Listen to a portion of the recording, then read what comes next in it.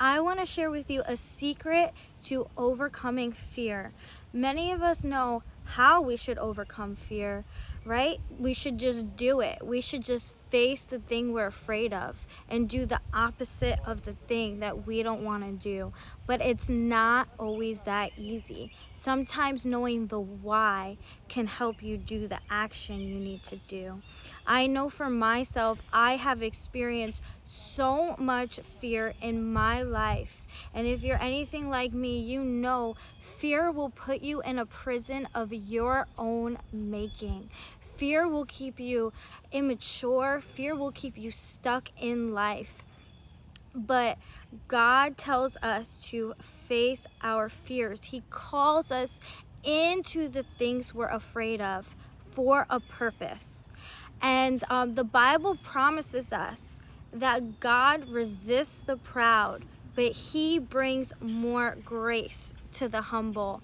And when we choose to live in fear, we're actually living in pride, because we want to do the things that are safe and easy. We want to do the things that are comfortable for us. But when we step out into the unknown and we face the fears that God is calling us to face, it has a way of humbling us, and it has a way of inviting God's grace into our life. I love what Paul says in 2 Corinthians verse 9. He says, Jesus tells him, "My grace is sufficient for you, for my power is made perfect in weakness. Most gladly, therefore, I'd rather boast about my weakness, so that the power of Christ may dwell in me.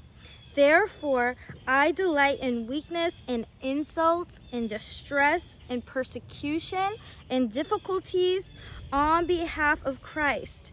For when I am weak, then I am strong."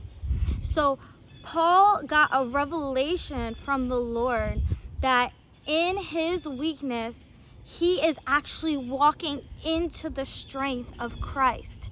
And this is why I believe God wants us to face our fears.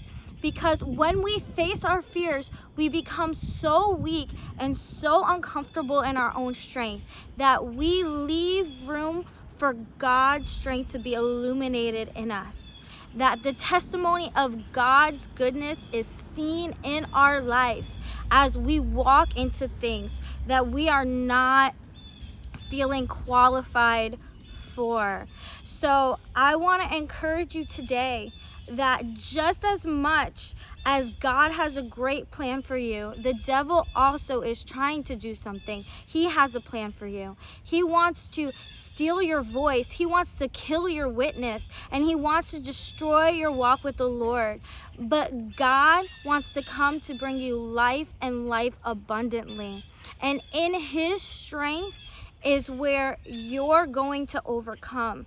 So I encourage you to face your fears, step out of your comfort zone, and you'll see at the end of yourself, God's strength is going to begin.